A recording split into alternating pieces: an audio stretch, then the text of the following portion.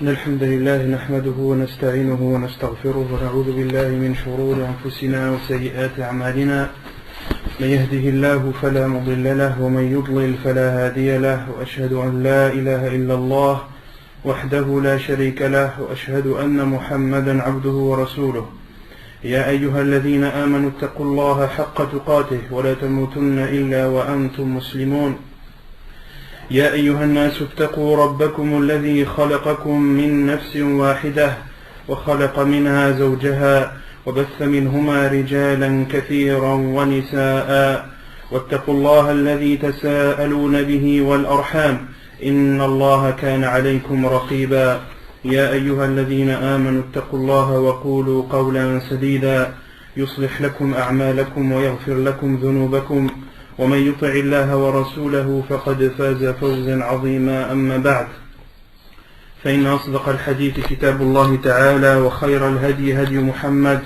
صلى الله عليه وسلم وشر الأمور محدثاتها وكل محدثة بدعة وكل بدعة ضلالة وكل ضلالة في النار أما بعد. Donc Inch'Allah tabaraka wa ta'ala, aujourd'hui nous commençons un autre livre.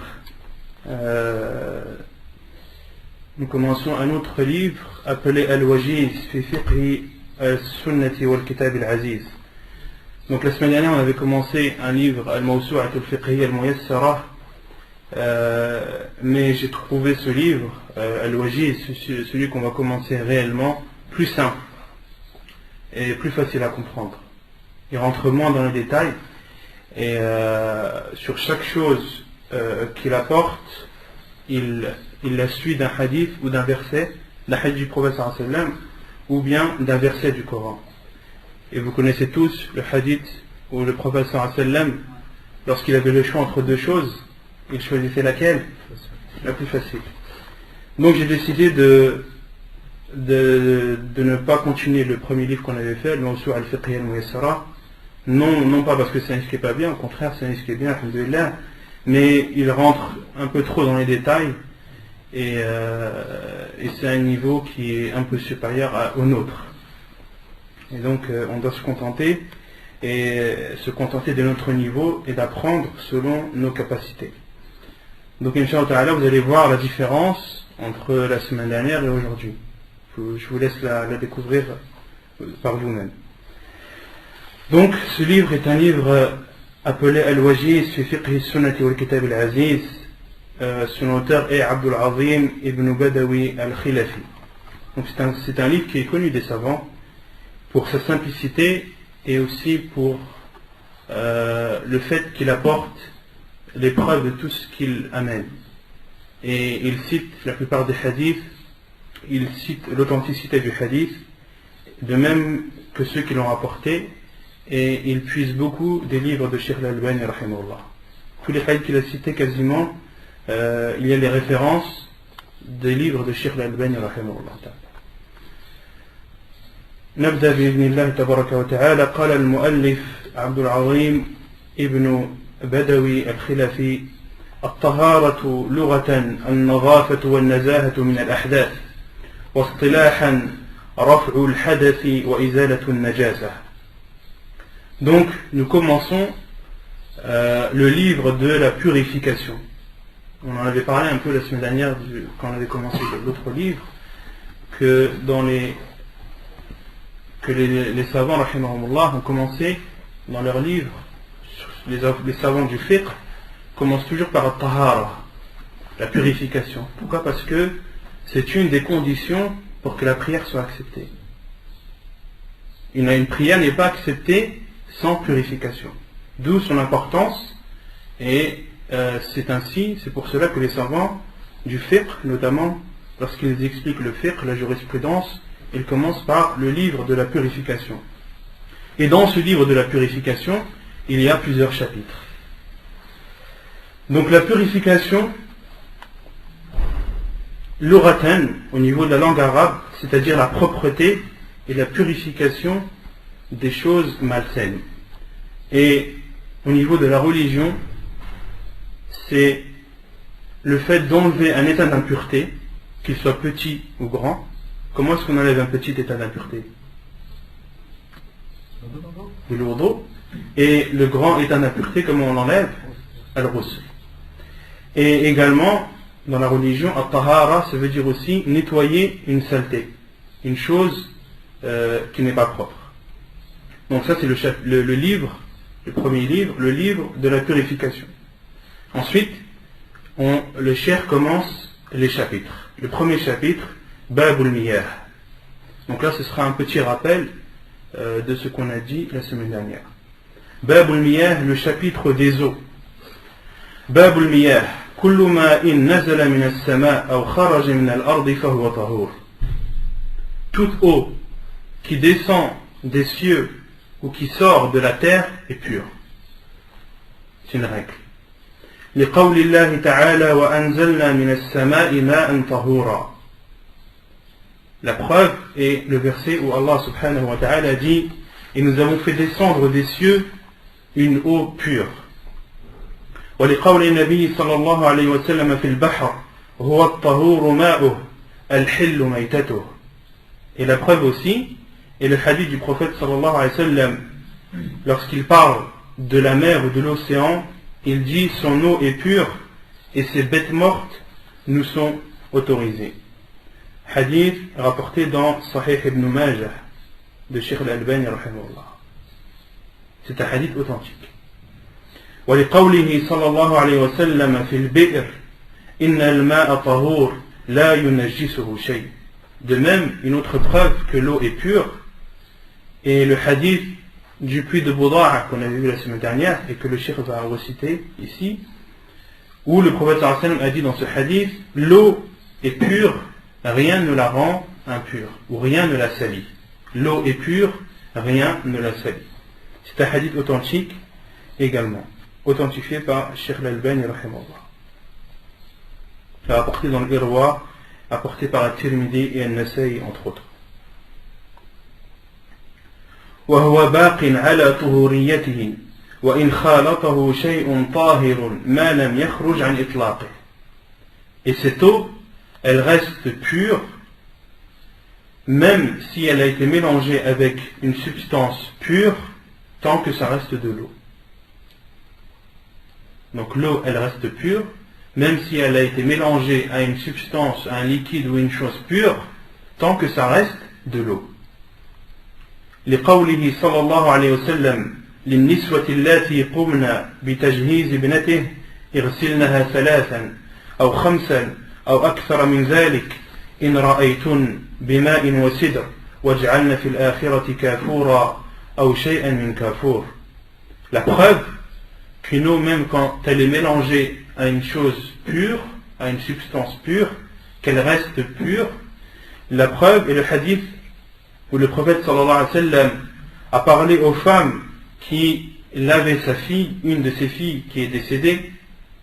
Le prophète sallallahu alayhi wa sallam a dit aux femmes qui la lavaient, lavez-la 3 fois, ou bien 5 fois, ou plus, si vous en voyez la nécessité, ou si vous en éprouvez le besoin, avec de l'eau et du cidre. On avait vu que le cidre c'était le lotus.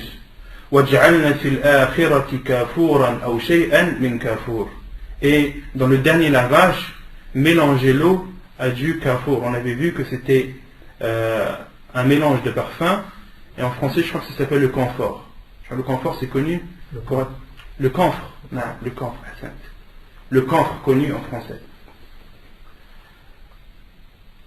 Et donc on déduit de ce hadith que le prophète sallallahu alayhi wa sallam a ordonné à ces femmes de mélanger l'eau à du camphre et à des feuilles de lotus. Autrement dit, des choses pures. Et le fait de mélanger l'eau avec une chose pure la rend pure. Quelle est la preuve qu'elle est pure? Parce que les femmes qui ont lavé la fille du prophète alayhi salatu wassalam ont utilisé cette eau pour laver sa fille. Donc cette eau est bien pure. Non. Même si la couleur change. Même si la couleur change.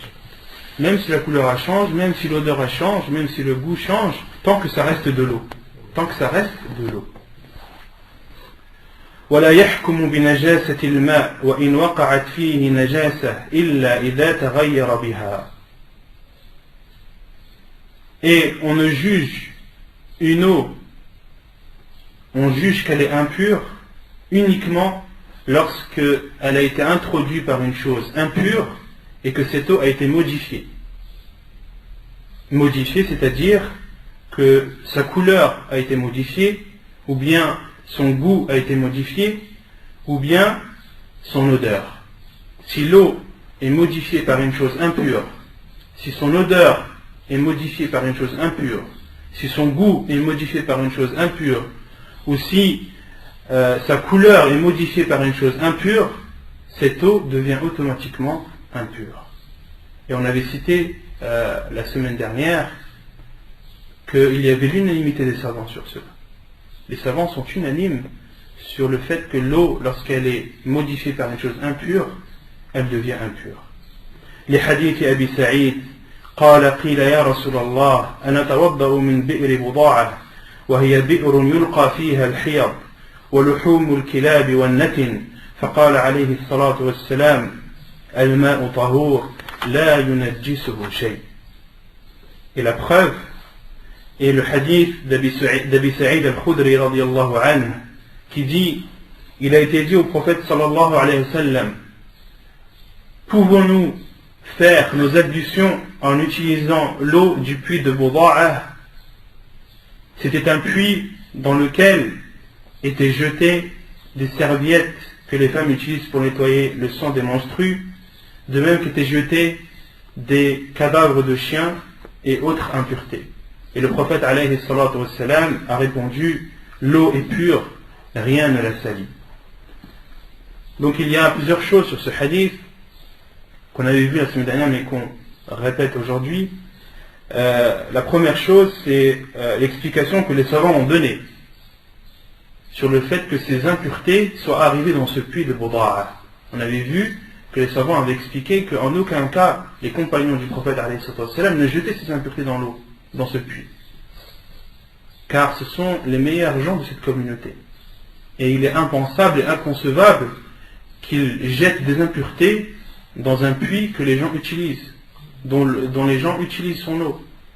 Et les savants ont expliqué que ces impuretés sont arrivées par l'intermédiaire de torrents ou de fortes pluies qui ont amené toutes ces impuretés dans ce puits, qui ont atterri dans ce puits, qui ont fini leur route ou leur chemin dans ce puits.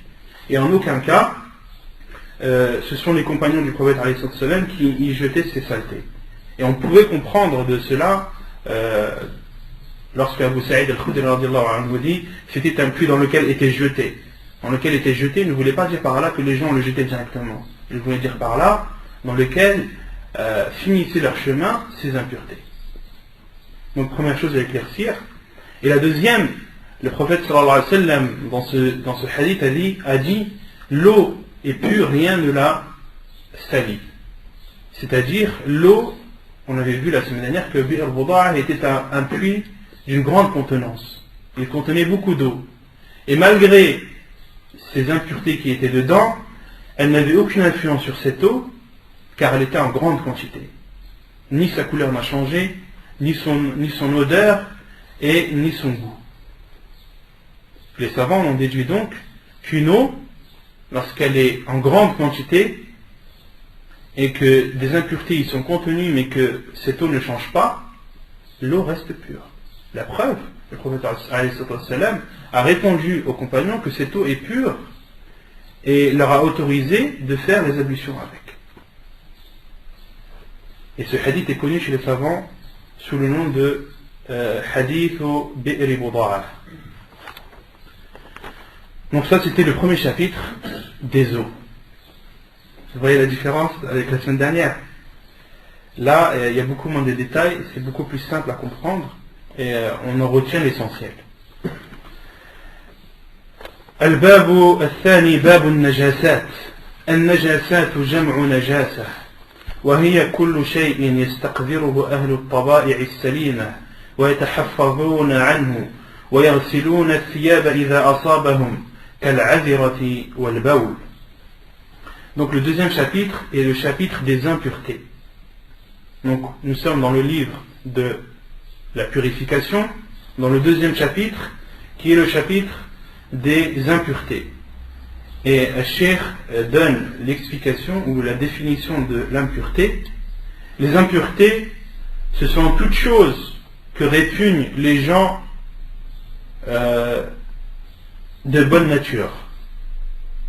Toutes choses que les gens répugnent et dont les gens se protègent.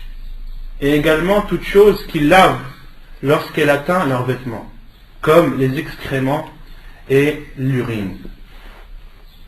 والأصل في الأشياء الإباحة والطهارة فمن زعم نجاسة عين ما فعليه بالدليل فإن نهض به فذلك وإن عجز عنه أو جاء بما لا تقوم به الحجة فالواجب علينا الوقوف على ما يقتضيه الأصل والبراءة لأن الحكم بالنجاسة حكم تكليفي تعم به البلوى فلا يحل إلا بعد قيام الحجة. Et la base dans toute chose est l'autorisation et la pureté. Ça c'est une règle que l'on doit bien comprendre et bien saisir. La base dans toute chose est l'autorisation. Mais les savants ont expliqué en disant toute chose autre que adoration. Toute chose autre qu'adoration, la base est l'autorisation. Et concernant les adorations, la base c'est que toute adoration est interdite jusqu'à la preuve du contraire. On n'a pas le droit de faire une adoration quelconque sans que l'on ait un dalil, sans qu'on ait une preuve, soit dans le Coran, soit dans la Sunna, ou soit dans les actes de nos pieux prédécesseurs. Une personne qui considère par exemple, ou qui prie par exemple après chaque prière 10 rak'at, et qui donc considère cela comme une adoration, qu'est-ce qu'on lui dit? On lui dit tu n'as pas le droit. Car la base dans toute adoration est l'abstention. Et l'abstention, jusqu'à la preuve du contraire, jusqu'à ce que tu aies la preuve que cet acte-là fait bien partie de l'islam et est bien une adoration légiférée. D'accord. Donc ça c'est concernant les adorations. Concernant autre que les adorations, toute chose est autorisée jusqu'à la preuve du contraire.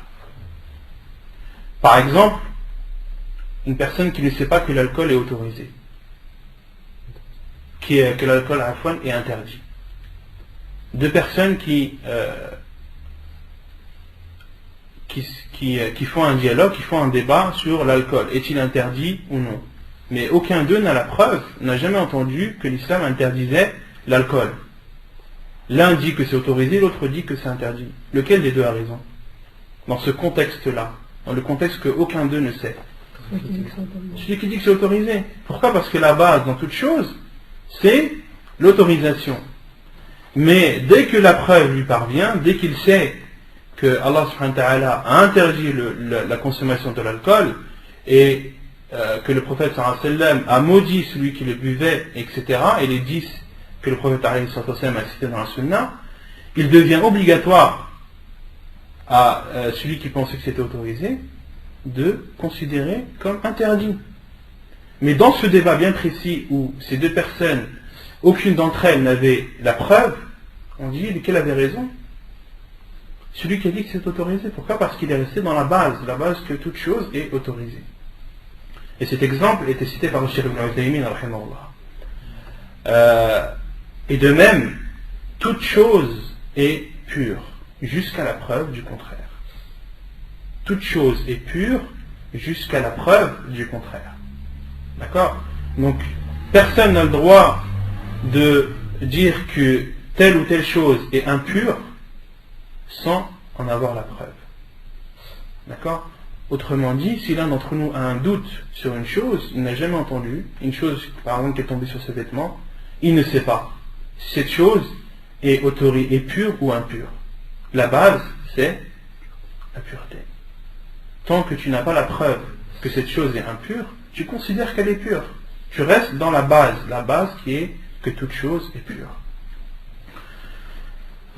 Donc c'est ce que le cheikh a dit, et celui qui considère une chose comme sale doit ramener la preuve. S'il la ramène, alhamdulillah, tant mieux, Et s'il ne peut pas, ou s'il ramène une preuve qui est confuse et qui n'est pas claire, nous devons retourner à la base qui est la pureté.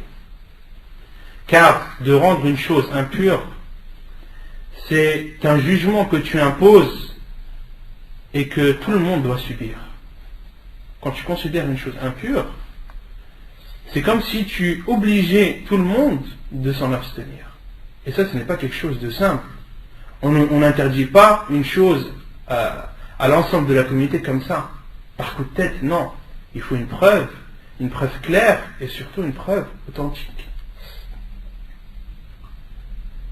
Donc là, le cheikh a instauré la règle et ensuite, il veut citer les choses qui sont impures. Les choses, bien sûr, dont le Coran et la Sunna du prophète alayhi sallam nous attestent qu'elles sont impures. La première chose, la première impureté est l'urine de l'être humain, de même que ses excréments. ومما قام الدليل على نجاسته بول الآدم وغائطه.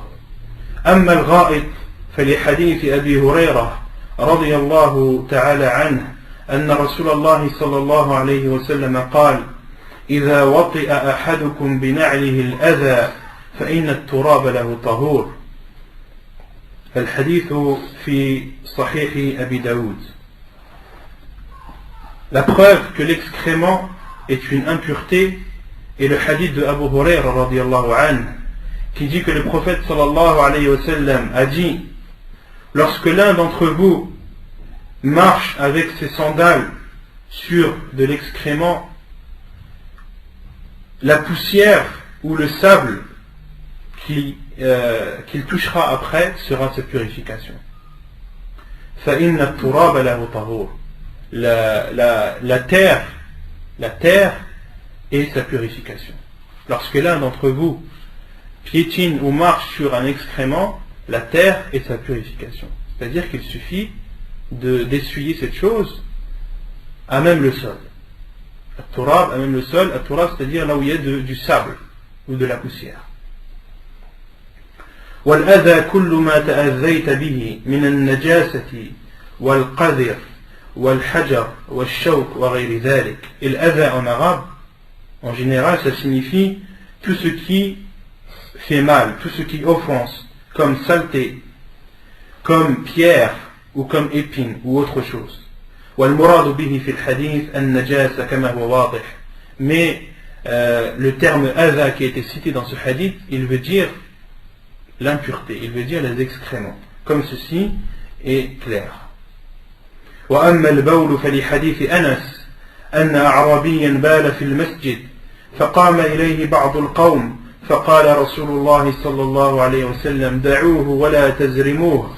قال: فلما فرغ دعا بدول من ماء فصبه عليه. الحديث متفق عليه. Et la preuve que l'urine de l'être humain est une impureté est le hadith de Anas radiyallahu anhu, qui rapporte qu'un bédouin avait uriné au temps du prophète alayhi sallam, avait uriné dans la mosquée. Des compagnons se sont levés vers sa direction et le prophète alayhi sallam leur a dit: laissez-le, ne lui coupez pas son urine. Qala, Anas dit, et lorsqu'il a fini d'uriner, lorsque le bédouin a fini d'uriner, le prophète sallallahu alayhi wa sallam a demandé qu'on apporte un seau d'eau ou un récipient d'eau et qu'on le verse sur son urine. Hadith apporté par Al-Bukhari ou Muslim. Et dans une autre version, le bédouin était étonné de la réaction du prophète alayhi sallam, de sa gentillesse et de sa douceur, et il a dit sa parole qui est connue et qui est réputée. Il a dit: Allahumma irhamni wa Muhammadan wa la tarham ma'ana ahada. Il a dit, après que le prophète alayhi sallam a réagi de cette sorte, il a dit, le bédouin: oh Allah, rentre-moi dans ta miséricorde, moi et Muhammad, et ne rentre personne d'autre avec nous. ولا ترحم معنا أحدا. Et le prophète alayhi sallam lui a répondu لقد ضيقت واسعا. Le prophète alayhi sallam lui a dit tu as rétréci une chose immense qui est la miséricorde d'Allah subhanahu wa ta'ala. La miséricorde d'Allah subhanahu wa ta'ala est immense. Allah subhanahu wa ta'ala dit dans le Coran wa rahmati wasi'at kulla shay. Et ma miséricorde est plus vaste que toute chose. Et lorsque ce bédouin a dit cette parole, oh Allah, rentre-moi dans ta miséricorde, moi et Muhammad et ne rend personne à part nous, le prophète a dit tu as rétréci une chose qui est immense. Et ce hadith est clair dans la preuve que l'urine de l'être humain est une impureté. Pourquoi? Car le prophète a ordonné qu'on apporte un seau d'eau et qu'on asperge l'urine de cette eau pour purifier cet endroit. Le hadith est rapporté par Al-Bukhari et Muslim. ومما قام الدليل على نجاسته أيضا المذي والودي. أما المذي فهو ماء أبيض رقيق لزج يخرج عند شهوة لا بشهوة ولا دفق ولا يعقبه فتور وربما لا يحس بخروجه ويكون ذلك للرجل والمرأة. Donc parmi les choses impures également, il y a ce qui est appelé al-madhi et al-wadi. Quant à al-madhi, c'est une eau blanche, légère, gluante, qui sort durant la sensation de plaisir. Cette eau ne sort pas avec force, elle ne sort pas avec une sensation de plaisir. Et une personne, cette eau peut sortir de la personne sans qu'il ne se rende compte. Et ceci est valable pour l'homme comme pour la femme. Donc ceci est appelé al-madhi. Et c'est une impureté. وهو نجس ولهذا أمر النبي صلى الله عليه وسلم بغسل الذكر منه. Et c'est ainsi, c'est pour cela que le prophète alayhi salatu wassalam a ordonné qu'on lave le sexe de ce madhi, de cette eau. عن علي قال كنت رجلا مذاء وكنت أستحيي أن أسأل النبي صلى الله عليه وسلم لمكان ابنته فأمرت المقداد بن الأسود فسأله فقال يغسل ذكره ويتوضأ متفق عليه. Et la preuve que al-madhi est une impureté est le hadith de Ali radiyallahu anhu qui dit j'étais un homme kuntu rajul madha'a, j'étais un homme qui sécrétait beaucoup de madhi. J'étais un homme dont le madhi sortait beaucoup. Et j'avais honte de demander au prophète sallallahu alayhi wa sallam par rapport à sa place vis-à-vis de moi. Ali radiyallahu anhu était marié avec qui? Avec Fatima radiyallahu anhu, la fille du prophète alayhi salatu wassalam. Et Ali radiyallahu anhu, étant donné que cette eau elle sort lorsque la personne éprouve du plaisir, il avait honte de demander au prophète sallallahu alayhi wa sallam une telle question. Pas parce que c'est interdit dans la religion, non. Inna Allah la yastahi min al-haq. Allah n'a pas honte de la vérité. On verra inshallah plus tard des hadiths qui prouvent que en religion il ne faut pas avoir honte de la vérité. Et il y a une erreur que beaucoup de gens font, ils disent il n'y a pas de honte en religion. Ça c'est faux de dire ça. Beaucoup de gens disent la haya fi ad-din. Wa hada khata. Bal al-haya, comme on a vu dans les cours sur Sharh Hadith Jibril, al-haya min al-iman. On avait vu que la pudeur fait partie de la foi. Donc de dire la haya fi ad-din, c'est une erreur, une grave erreur. Au contraire, la pudeur et la honte, c'est une qualité, ça fait partie de la foi. Et beaucoup de hadiths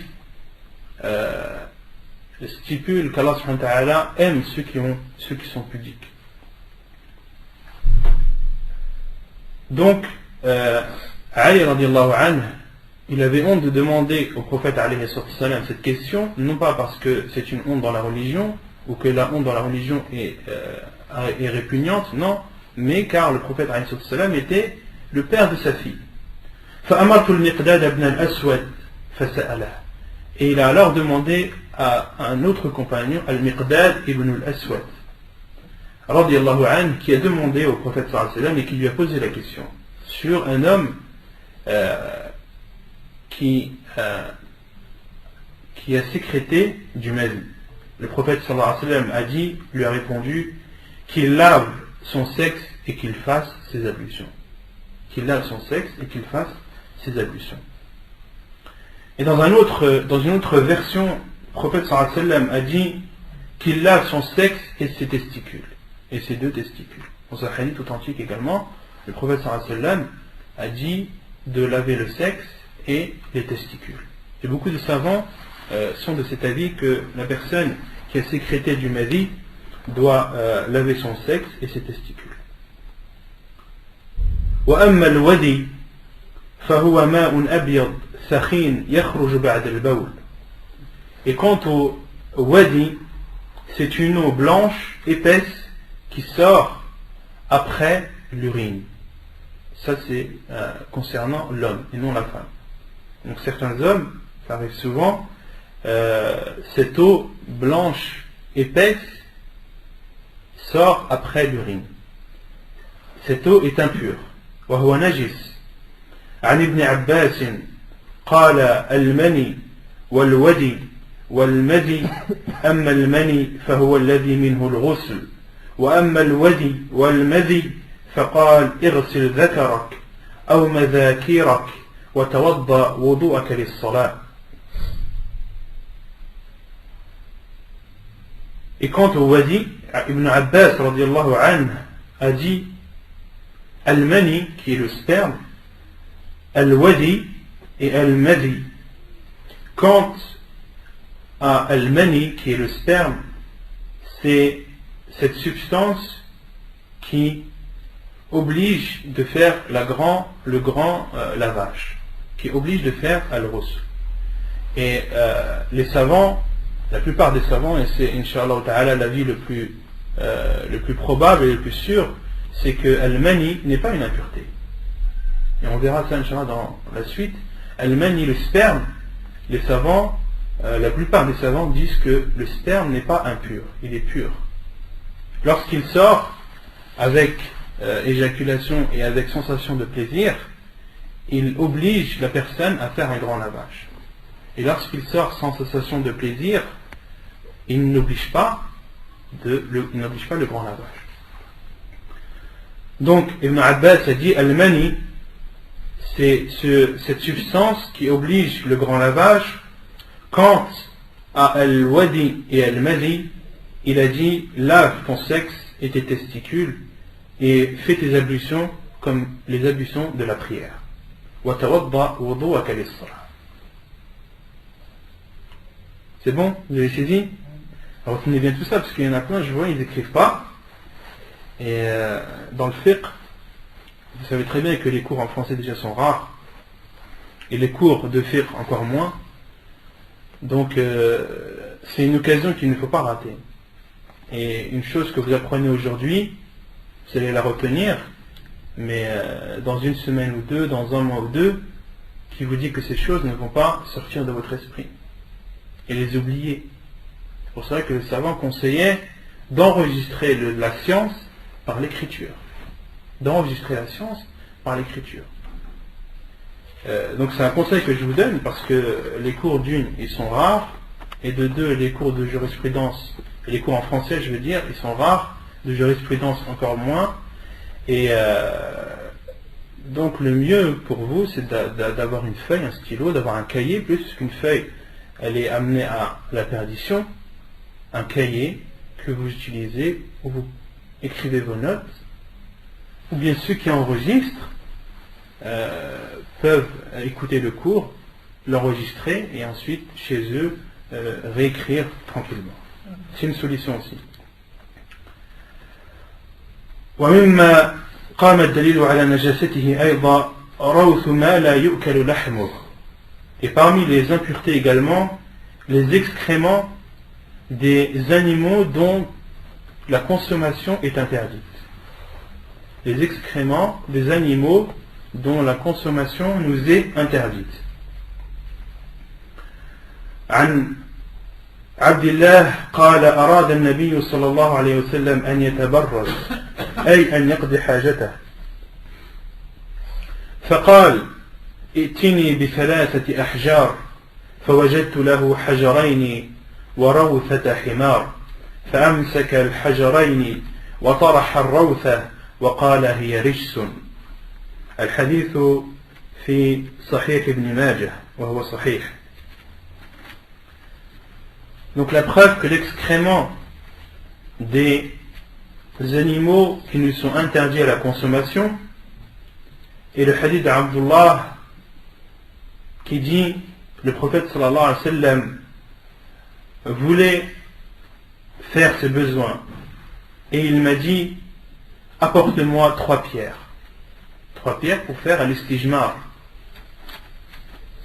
Al-istijmar, c'est le fait de se nettoyer avec des pierres. Et à notre époque, le papier entre aussi dans le cadre de l'istijmar. Il est autorisé de se nettoyer avec du papier uniquement.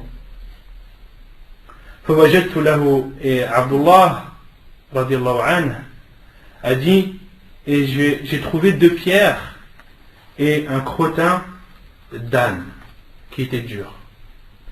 Et le prophète sallallahu alayhi wa sallam a pris les 2 pierres et a jeté ce crottin. Et il a dit c'est une impureté. Et il a dit c'est une impureté. Et vous savez que les ânes domestiques sont interdits à la consommation. Il nous est interdit de consommer la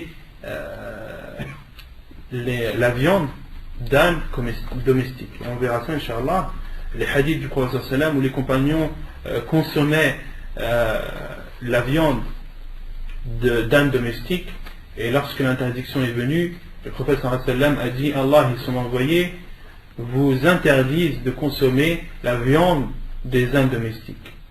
Et les compagnons vidaient leur gamelle qui était pleine de viande. Ils vidaient leur gamelle qui était pleine de viande. Et on comprend de la parole du cheikh que l'excrément des animaux qui nous sont autorisés à la consommation sont purs. L'excrément du mouton par exemple est pur. L'excrément de la vache est pur. Par le chameau également. Les hadiths du prophète sallam,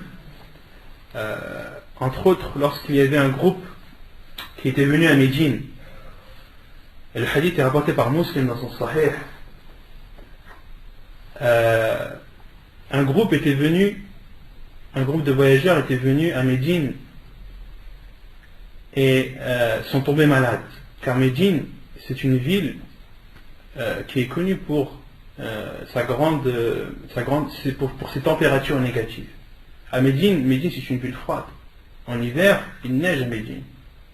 Ceux qui y sont déjà allés en dehors des périodes du Hajj, même pendant le Hajj cette année, il a fait très froid à Médine, et sont tombés malades. Le prophète sallallahu alayhi wa sallam les a accueillis et leur a donné un remède de boire de l'urine de chameau.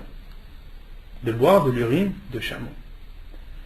Et le prophète sallallahu alayhi wa sallam avait demandé à un compagnon de prendre en charge ces personnes. Et le rapporteur du hadith dit, et lorsque ces personnes, leur état de santé s'est amélioré, qu'est-ce qu'ils ont fait? Ils ont tué cet homme. Ils ont tué ce sahabi qui les a accueillis chez eux.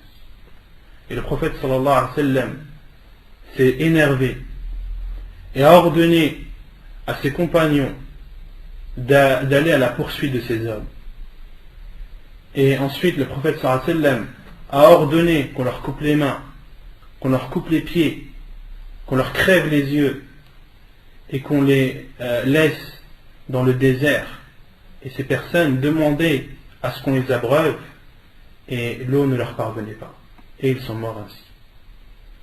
Et les savants ont utilisé ce hadith notamment lorsque le prophète sallallahu alayhi wa sallam leur a conseillé de consommer ou de mélanger l'urine avec de l'eau ou du lait. Je ne me rappelle plus exactement dans le hadith ce qui était stipulé, est-ce que c'était de l'eau ou du lait. Le prophète sallallahu alayhi wa sallam leur avait conseillé de mélanger l'urine de chameau. Donc l'urine de chameau est pure, car une chose impure on n'a pas le droit de la consommer. D'accord. Et ceci est connu en Arabie.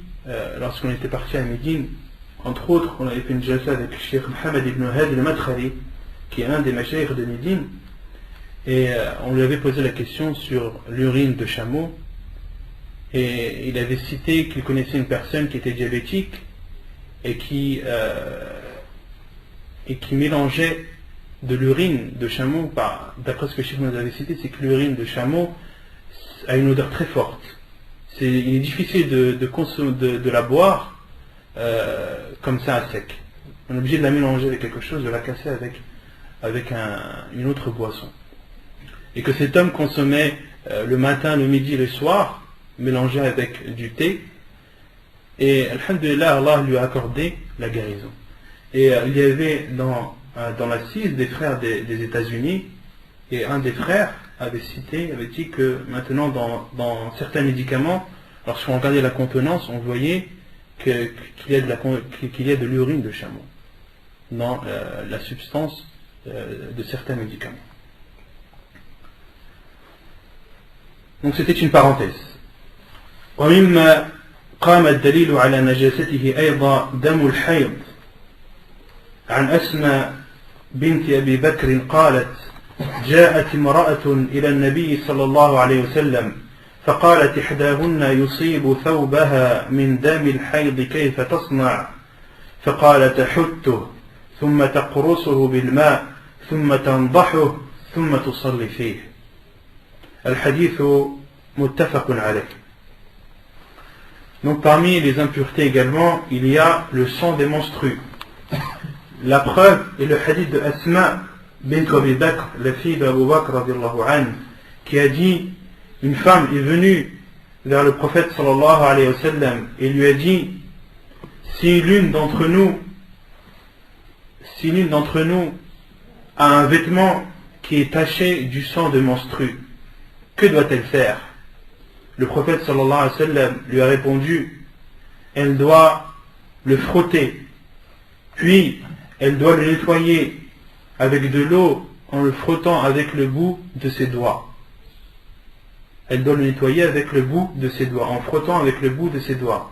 Puis elle doit l'arroser, l'asperger d'eau plutôt, et ensuite elle peut prier avec ce vêtement. Donc le prophète sallallahu alayhi wa sallam nous a ordonné à cette femme de nettoyer, autrement dit, de nettoyer une chose impure. Donc on en déduit de ce hadith que le sang des menstrues est impur. ومما قام الدليل على نجاسته أيضا لعاب الكلاب. عن أبي هريرة رضي الله عنه قال: قال رسول الله صلى الله عليه وسلم: طهور إناء أحدكم إذا وقع فيه إذا ولغ فيه الكلب أن يغسله 7 مرات أولاهن بالتراب. الحديث أخرجه ابن ماجه وهو صحيح كما في صحيح ابن ماجه للشيخ الألباني رحمه الله. La 7e chose qui est impure est la salive ou la bave du chien, la bave de chien. La preuve est le hadith d'Abu Huraira radiallahu anhu, rapporté par Ibn Majah et hadith authentifié par le Cheikh Al-Albani rahimahullah. Selon Abu Huraira radiallahu anhu, il a dit, le prophète sallallahu alayhi wa sallam a dit: la purification de la vaisselle de l'un d'entre vous lorsqu'elle a été léchée par un chien et de la laver 7 fois, la première avec du sable. La première fois avec du sable. Hadith, comme j'ai dit, authentifié. Et les savants ont cité les impuretés et l'ont divisé en 3. Ils ont dit il y a une grande impureté, al-najasa al-mughallada, les grosses impuretés, il y a l'impureté normale, il y a l'impureté légère. Parmi les impuretés, les grosses impuretés, il y a la salive ou la bave de chien. Pourquoi? Parce que le prophète sallallahu alayhi wa sallam nous a ordonné, lorsqu'un chien lèche la vaisselle, de laver cette vaisselle 7 fois. Et la première, de l'essuyer avec du sable. Et ça va, on dit pourquoi? Car c'est une grosse impureté. Il y a l'impureté normale, comme par exemple damul hayd, le sang des menstrues. Le hadith, on l'a cité, c'est de le laver avec de l'eau et de frotter. Et il y a l'impureté légère, qui est par exemple al-madhi. On verra dans la suite du livre que al-madhi est une impureté légère. Pourquoi? Car le prophète sallallahu alayhi wa sallam, pour purifier un vêtement du madhi ou du wadi, il suffit uniquement d'asperger le vêtement d'eau et de voir que al-madhi a bien été atteint par l'eau, sans frotter. Asperger suffit uniquement.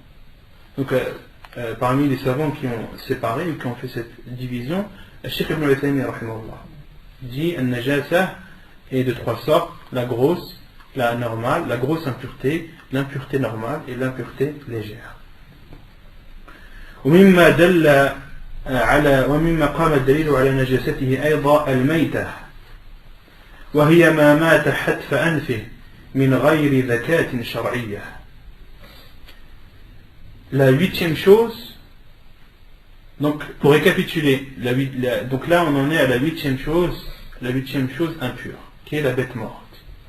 Donc on a vu la première chose impure est l'urine, la deuxième l'excrément, la troisième al-madhi, la quatrième al-wadi, la 5e l'excrément des animaux qui nous sont interdits à la consommation, la 6e le sang des menstrues, la 7e la bave de chien, et la 8e que l'on va expliquer maintenant est la bête morte.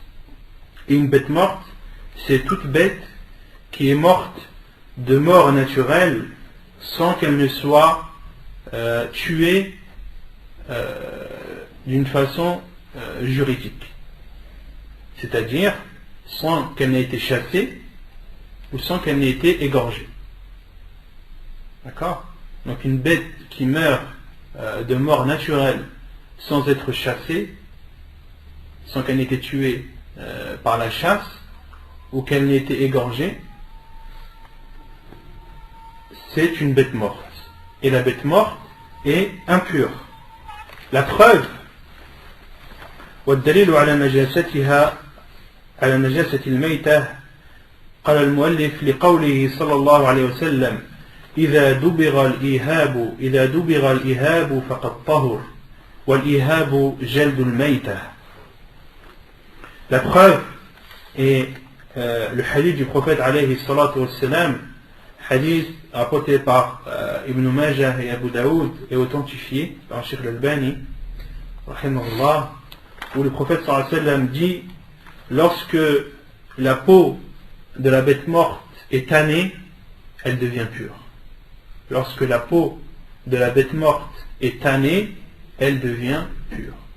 Autrement dit, lorsqu'elle n'est pas tannée, elle est impure.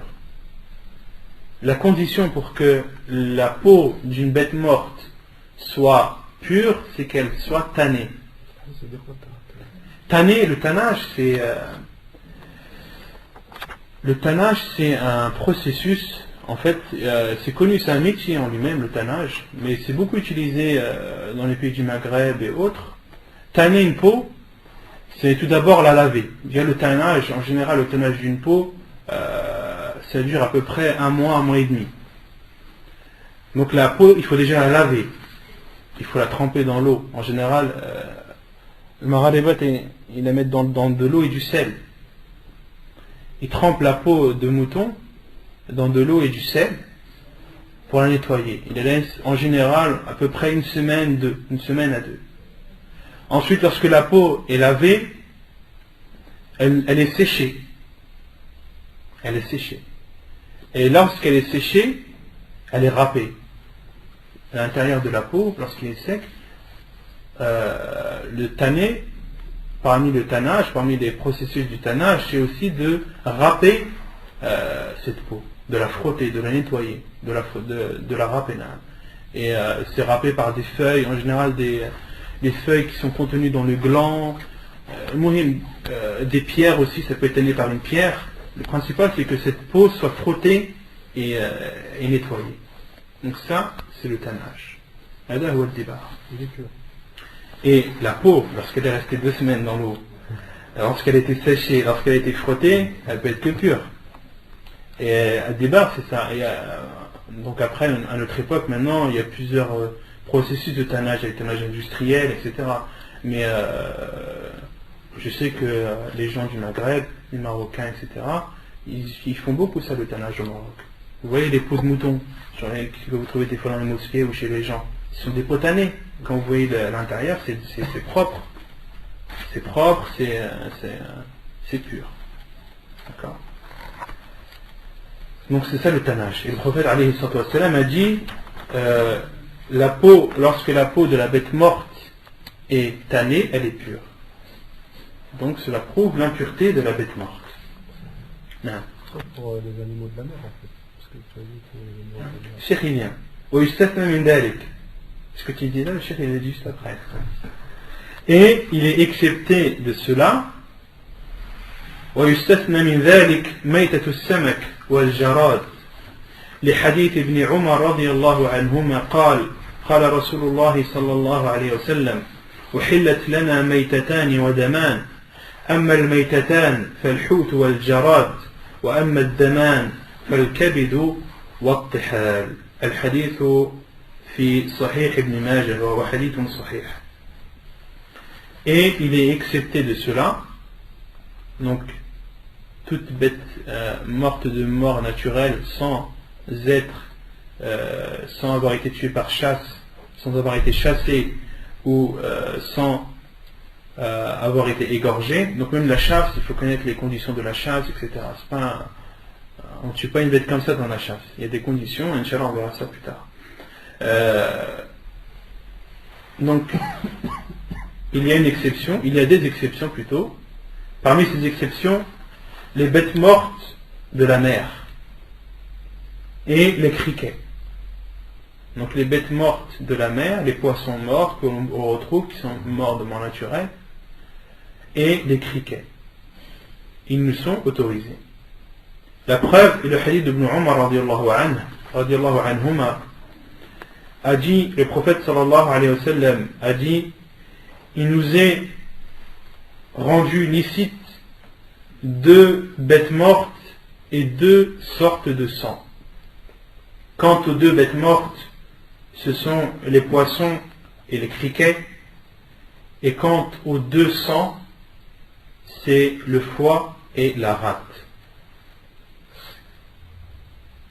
Donc dans ce hadith-là, on voit bien que le prophète ﷺ a fait une exception concernant les bêtes mortes, et que les poissons et les criquets morts, de mort naturelle, nous sont autorisés à la consommation.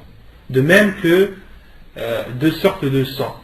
Parce qu'en fait, le foie et la rate c'est un organe qui est situé à côté de l'estomac. Il est situé en dessous de la côte gauche. Et c'est un organe, c'est du sang coagulé qui produit les globules rouges et les globules blancs pour le corps. Et le prophète sallallahu alayhi wa sallam nous a autorisé de consommer le sang, plutôt ces 2 sangs coagulés qui sont le foie et la rate. Pourquoi? Parce qu'Allah subhanahu wa ta'ala dans le Coran nous a interdit de consommer le sang qui est coulé lorsqu'on égorge une bête. Et ça on l'appelle ad-dam al-masfouh. Pourquoi? Car c'est un sang impur. Et c'est notamment, les savants ont dit que c'est ce sang-là qui rend la bête morte impure. Parce que ce sang n'a pas été sorti de cette bête. Et Allah subhanahu wa ta'ala dit dans le Coran, où il dit à ce prophète alayhi salam, le sens du verset,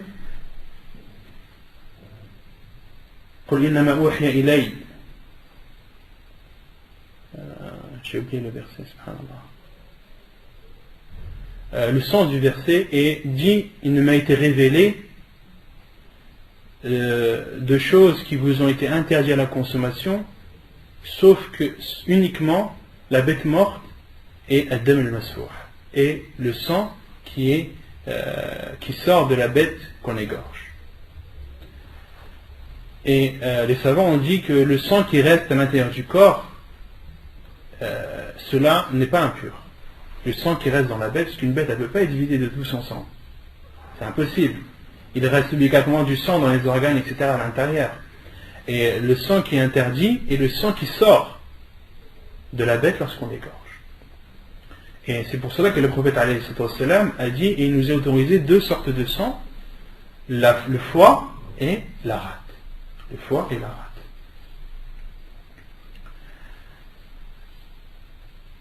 ويستثنى من ذلك أيضا ميتة ما لا دم له سائل كالذباب والنمل والنحل ونحو ذلك. Parmi les bêtes mortes également, les bêtes qui n'ont pas de sang qui circule, dans leur corps, comme les mouches, comme les fourmis, les abeilles et autres. La preuve, عن أبي هريرة رضي الله عنه أن رسول الله صلى الله عليه وسلم قال إذا وقع الذباب في إناء أحدكم فليغمصه كله ثم ليطرحه فإن في إحدى جناحين داء وفي الآخر دواء وفي الآخر شفاء. الحديث في سنن ابن ماجه وهو حديث صحيح. La preuve est le hadith d'Abu Hurayra radiyallahu anhu qui dit que le prophète alayhi salatu wassalam a dit, lorsqu'une mouche tombe dans le récipient de l'un d'entre vous, qu'il la plonge entièrement, puis qu'il la retire et qu'il la jette, car il y a dans une de ses ailes la maladie et dans l'autre le remède. Car il y a dans une de ces maladies, dans une de ses ailes, dans une de ses ailes la maladie et dans l'autre le remède. Et le prophète alayhi salatu wassalam, lorsqu'il nous dit une chose, nous devons y croire. Le prophète sallallahu alayhi wa sallam, lorsqu'il dit une chose, elle ne peut être que vraie. Donc même si certains d'entre nous peuvent trouver ça bizarre ou étrange, un musulman, non. Le prophète sallallahu alayhi wa sallam, parmi, comme on avait vu dans les cours précédents, de croire au prophète sallallahu alayhi wa sallam, c'est de croire en tout ce qu'il nous a informé. Donc le prophète sallallahu alayhi wa sallam nous a informé qu'une mouche, dans une de ses ailes, il y a la maladie et dans l'autre il y a le remède, c'est que c'est vrai. Car le prophète sallallahu alayhi wa sallam, lorsqu'il parle, sa parole est révélation.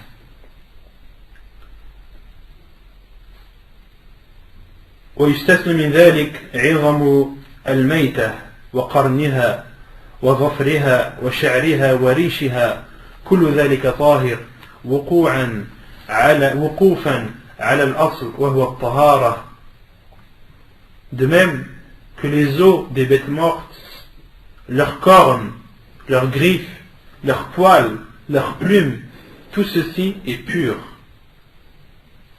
Et c'est pur pourquoi? En restant, on avait dit quoi la règle? En retournant à la règle qui est que toute chose est pure jusqu'à la preuve du contraire. Et également, le cheikh a cité une preuve rapportée par Al-Bukhari qui dit ولما رواه البخاري تعليقا قال الزهري في عظام الموتى نحو الفيل وغيره أدركت ناسا من سلف العلماء يتمشطون بها ويدهنون فيها أي كانوا يجعلون عظم الفيل إناء لا يرون به بأسا وقال حماد لا بأس بريش الميتة. Parmi les preuves également de la pureté des os, des cornes, des griffes, des poils et des plumes des bêtes mortes, et ce qui a été rapporté dans le Bukhari ta'liqan, Az-Zuhri a dit concernant les os des bêtes mortes comme l'éléphant par exemple et autres, j'ai rencontré des gens parmi les salafs, parmi les savants des salafs qui se peignaient avec, qui utilisaient les os d'éléphant comme des peignes. Et également ils utilisaient ces os comme des récipients où ils mettaient de l'huile qu'ils mettaient sur leur corps, de l'huile parfumée ou sur leur chevelure. La yarana bihi ba'sa, et ils ne voyaient en cela aucun mal. Il a aussi cité waqala Hammad, la parole de Hammad, la ba'sa bi rish al-mayta, il n'y a aucun mal dans les plumes des bêtes mortes. Il n'y a aucun mal d'utiliser les plumes des bêtes mortes pour décoration ou autre chose. C'est bon, vous avez saisi? Des choses impures. قال المؤلف كيفية تطهير النجاسة اعلم أن الشارع الذي عرفنا كون هذه العين نجسة أو متنجسة عرفنا أيضا كيفية تطهيرها. Donc ici le cheikh va expliquer les différentes façons de nettoyer l'impureté. Donc on a vu ce que sont les impuretés, on a cité les preuves, et maintenant on va voir comment nettoyer ces impuretés. Sache, le cheikh dit, sache que le législateur, qui est le législateur? Allah subhanahu wa ta'ala, qui nous a montré et qui nous a expliqué que telle ou telle chose est impure, il nous a également expliqué et montré comment les purifier. والواجب علينا اتباع قوله وامتثال أمره فما ورد فيه الغسل حتى لا يبقى منه لون ولا ريح ولا طعم كان ذلك هو تطهيره.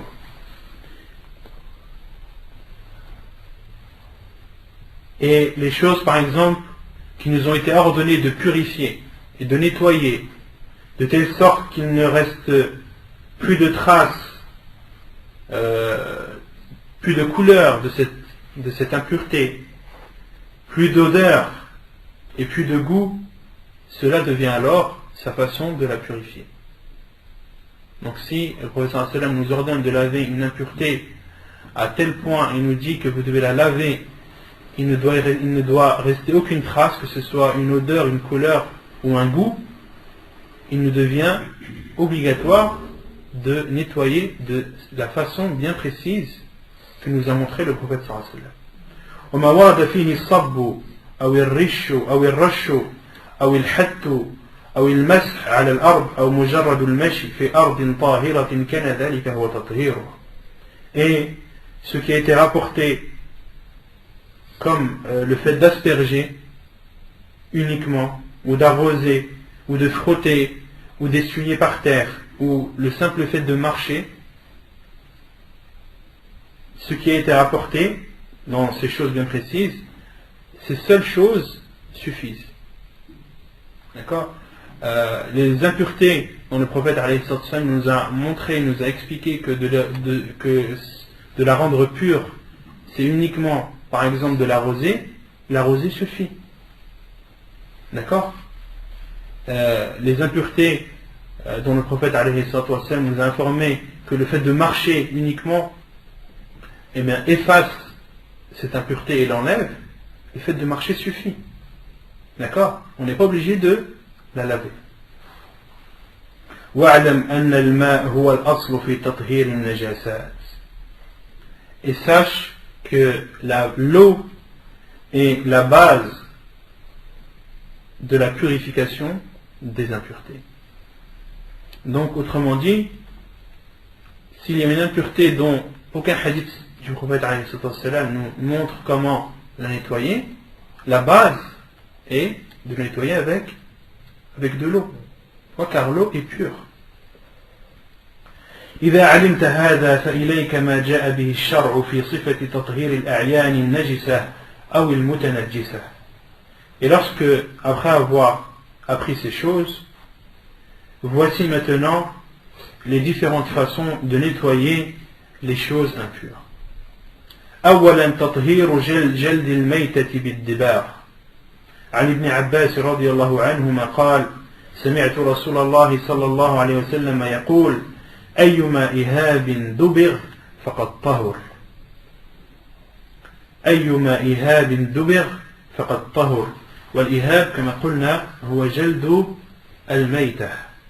Donc la première sorte de nettoyage de l'impureté est le nettoyage de la peau de la bête morte par le tannage.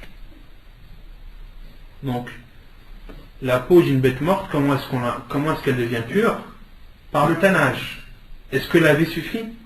Non, il faut la tanner. La preuve est le hadith d'Ibn Abbas qu'on a cité précédemment, qui dit: j'ai entendu le prophète sallallahu alayhi wa sallam dire: toute peau de bête morte qui a été tannée est pure. Toute peau de bête morte qui a été tannée est pure. Et ici j'ai une petite remarque de passage, une parole du Cheikh Ibn Baz رحمه الله. مسألة قال الشيخ ابن باز رحمه الله: وأما جلد الخنزير والكلب ونحوهما مما لا يحل بالذكاة ففي طهارته بالدباغ خلاف بين أهل العلم، والأحوط ترك استعماله عملا بقول النبي صلى الله عليه وسلم: ومن اتقى الشبهات فقد استبرأ لدينه وعرضه. Donc, à titre d'information, le Cheikh Ibn Baz rahimahullah a dit: et quant à la peau de porc ou de chien ou autres bêtes qui nous sont interdites à la consommation, le fait qu'elles soient rendues pures par le tannage, les savants se sont divergés sur ce point. Les savants se sont divergés sur le fait que le tannage rend pure la peau de porc ou de chien, ou en général la peau de bêtes qui nous sont interdites à la consommation. Donc il y a une divergence. Et Cheikh Ibn Baz a dit: et le mieux, le plus prudent est de délaisser son utilisation.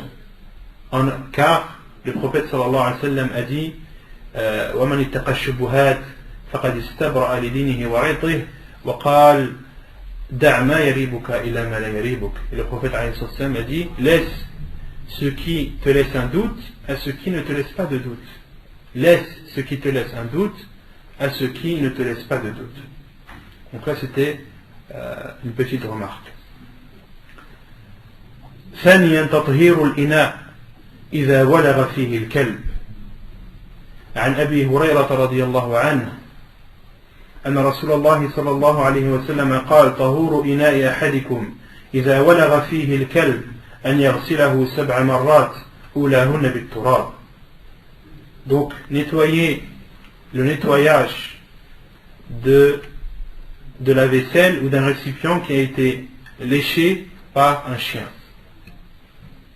Abu Huraira radiallahu anhu a dit que le prophète alayhi salatu wassalam a dit: la purification d'un récipient ou d'une vaisselle qui a été léchée par un chien est de la laver 7 fois, la première avec du sable. Donc là, c'est une façon bien précise de nettoyer la bave de chien. On ne nettoie pas la bave de chien comme ça. On nettoie comme le prophète alayhi salatu wassalam nous l'a enseigné. تطهير الثوب إذا أصابه دم الحيض. عن أسماء بنت أبي بكر رضي الله عنهما قالت: جاءت امرأة إلى النبي صلى الله عليه وسلم فقالت إحداهن: يصيب ثوبها من دم الحيضة كيف تصنع؟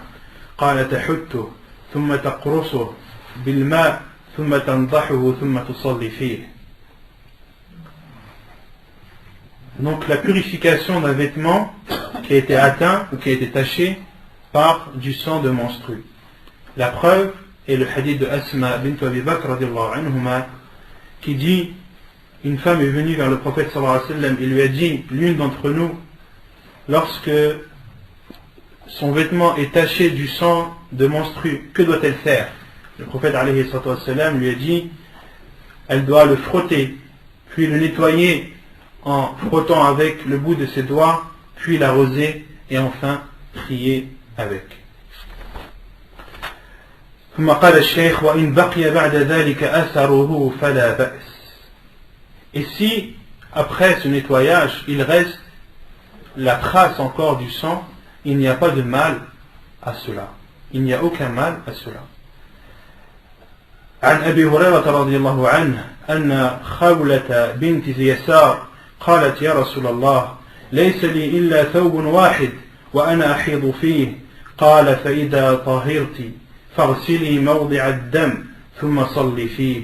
قالت: يا رسول الله، إن لم يخرج أثره. قال: يكفيك الماء ولا يضرك أثره. الحديث في سنن أبي داود وصححه الشيخ الألباني رحمه الله. Et la preuve que le sang des menstrues, lorsqu'il a été lavé, nettoyé, frotté, mais que la couleur reste encore, ou est encore imprégnée dans le vêtement, la preuve qu'il n'y a aucun mal dans cela, est le hadith d'Abu Huraira radiallahu anhu, rapporté par Abu Daoud et authentifié par Cheikh Al-Albani rahimahullah. Selon Abu Huraira radiallahu anhu, que Khalwa bint Yasar a dit: ô envoyé d'Allah, je n'ai qu'un vêtement, et il a été taché par le sang des menstrues. Le prophète sallallahu alayhi wa sallam lui a dit: lorsque tu seras pur, lave-toi, lave plutôt l'endroit du vêtement qui a été taché par le sang, puis fais ta prière avec ce vêtement. Elle a dit: ô envoyé d'Allah, et si il y a encore des traces de sang? Le prophète alayhi salatu wa sallam lui a répondu: l'eau te suffit et les traces qu'il reste ne sont pas un mal. Et l'eau, les traces qu'il reste du sang ne sont pas un mal. Donc hadith rapporté par Abu Daoud et authentifié par le Cheikh Al-Albani rahimahullah ta'ala. On aktafi bihada al-qadr. Donc on s'arrête là pour aujourd'hui inshallah ta'ala et on continuera la semaine prochaine toujours à 20h30. وصلى الله وسلم وبارك على نبينا محمد وعلى آله وصحبه أجمعين وآخر دعوانا أن الحمد لله رب العالمين.